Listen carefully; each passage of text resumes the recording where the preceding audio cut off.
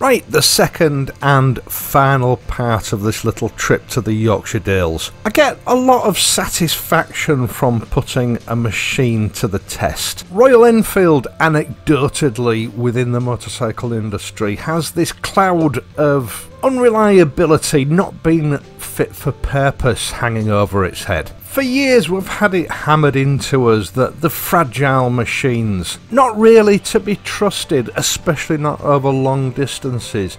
So for me this trip was particularly important. I've grown to love this bike, but in many ways it's had to prove itself to me far more than any other motorcycle I've ever owned. Largely due to the rubbish that the motorcycle press has fed to us over the years. But just as the Bullet is starting to do, the Interceptor has earned my respect and trust. This little trip was a pretty hard day for any motorcycle. It was the hottest day on record for several years, and the bike had to contend with a total of 230 miles of motorway work at 70-ish miles an hour, with about 100 miles of a mixture of slow and fast work on steep gradients up and down, and this little twin never missed a beat. 47 horsepower, we keep being told, isn't a lot, and you would expect it to perhaps be a little bit lacking on the motorway. It's nothing of the sort. There were absolutely no flies on this bike during that motorway work, showing a clean pair of heels whenever you needed to accelerate and react quickly. It was a really windy day, yet the bike was absolutely rock solid at high speed. The Interceptor really does promote rider confidence. Now, going back to the Yorkshire Dales, on leaving Pen Hill I needed to get to the other side of Wensleydale to Bolton Castle, and it was my intention just to retrace my steps that had got me to Pen Hill. And then when I reached a farmhouse which I'd passed on the way up, which I'd remembered from being a kid, that ridiculous memory of mine kicked in again. There was a turn off to the left just after the farmhouse, and I remember that this was a shorter way down Pen Hill, a more direct route. Took you straight down the hillside straight into West Witton. Now this road was far narrower than the road that I'd come up, and it was also far steeper. And this is where the Interceptor provided me with a revelation. Engine braking. Bucket loads of it. Now I know in various reviews and videos that I've made in the past, people are always asking about engine braking. Engine braking is very important to people. I live in a flat area, so engine braking, or lack of it, is not really a deal breaker for me. I've had the T120 up on hills like this, and there's virtually no engine braking at all. When you're descending hills, you're reliant very much on your brakes in order to keep your speed under control. That's okay for short distances, for short periods of time. But if it goes on for too long, your brakes start to overheat. Brakes are not designed to be applied mile after mile with pressure on them. And if it goes on for too long, it can result, as I've said, in your brakes overheating, damage to your discs, damage to your pads, not to mention brake fade. It's not a good scenario to be in. To be honest, I'd never given engine braking a thought with the Interceptor. And in a mixture of first and second gear, this bike really showed these hills who's boss. Sensibly, I did cover my brakes, but they were only very occasionally required just to scrub off a little bit of excess speed. In fact, to be honest, the engine braking was so good, there were occasions where I was actually travelling a little bit too slow. Now, you might notice here, and on one or two other occasions, I'm taking some rather weird lines down this hillside and around the bends. And I think this is a clear demonstration of just how steep these hills are.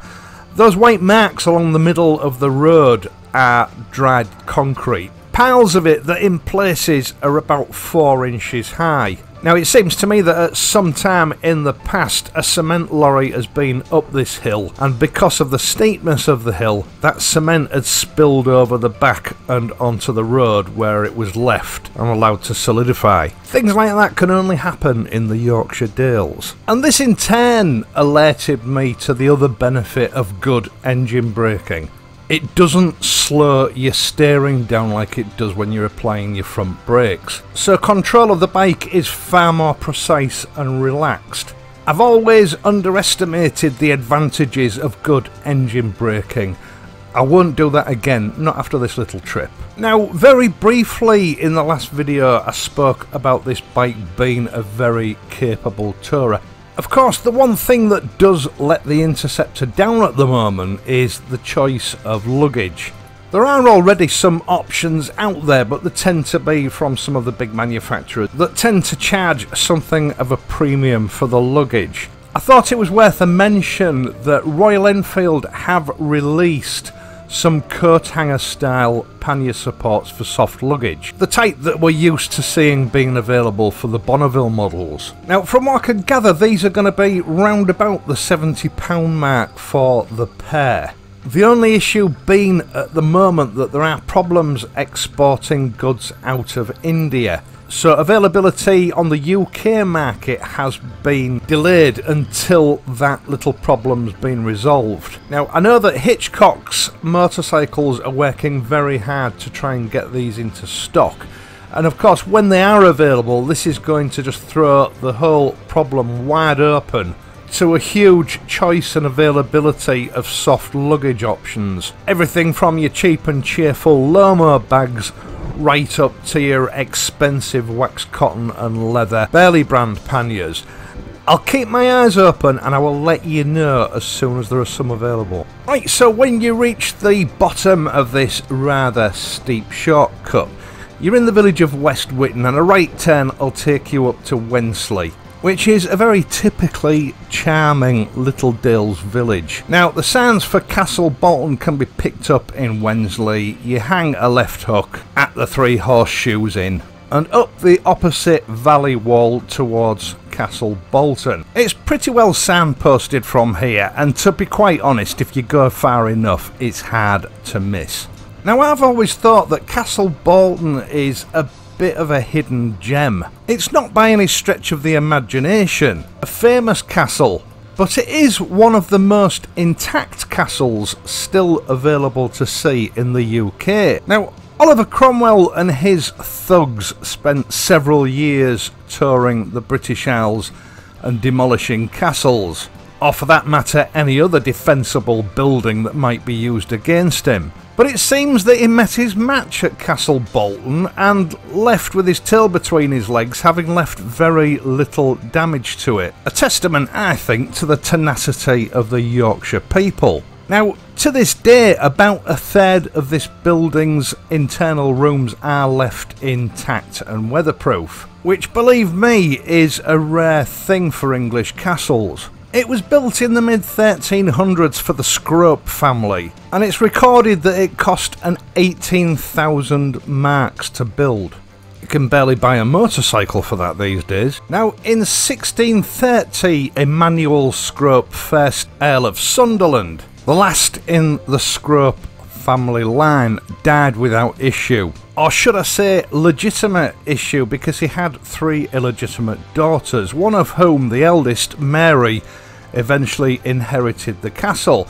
Now, she married a man called James Powlett, 6th Marquess of Winchester and 1st Duke of Bolton, and their descendants still own the castle today, which is probably the reason that this castle has remained so intact. In most cases, once Cromwell and his men had put these sort of buildings to the torch, the resident families would either be dead or they'd have to leave the country, and then the locals would just move in and nick all the stone for building houses and farm buildings. The continued presence of the family at the castle prevented that from happening.